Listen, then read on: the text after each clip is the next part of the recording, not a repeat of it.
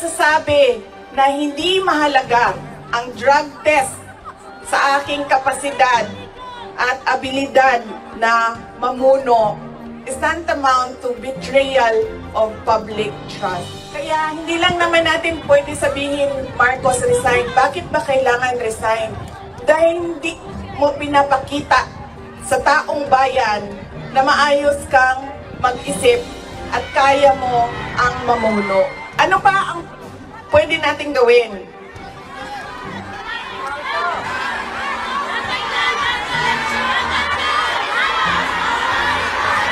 Vicky, just tell us what to do.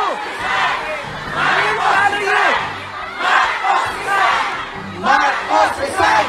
Marcos resign! Marcos resign! Marcos resign! Kayo nagsabi niyan, hindi ako ha. Bukas, suspended na kayong lahat. Nakulong na kayong lahat sa sedition. At kayo, hindi na kayo makakauwi dahil kinulong na kayo daan sa... Okay.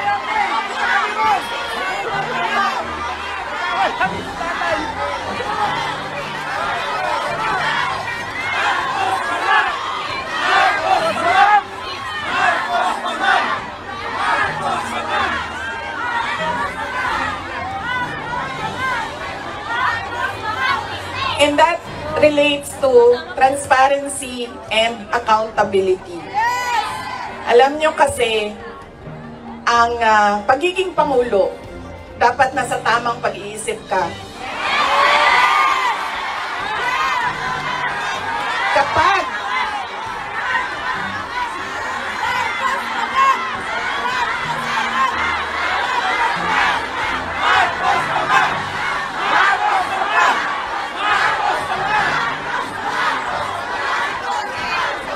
dahil nasa mga pulisiya mo at desisyon mo ang kinabukasan ng kabataan at ng bansa. Kaya yung pagsasabi na hindi mahalaga ang drug test sa aking kapasidad at abilidad na mamuno is tantamount to betrayal of public trust. Dahil kailangan malaman ng taong bayan na nasa ayos ang iyong decision making.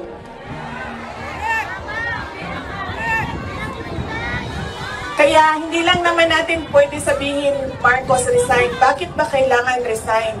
Dahil hindi mo pinapakita sa taong bayan na maayos kang mag-isip at kaya mo ang mamuno.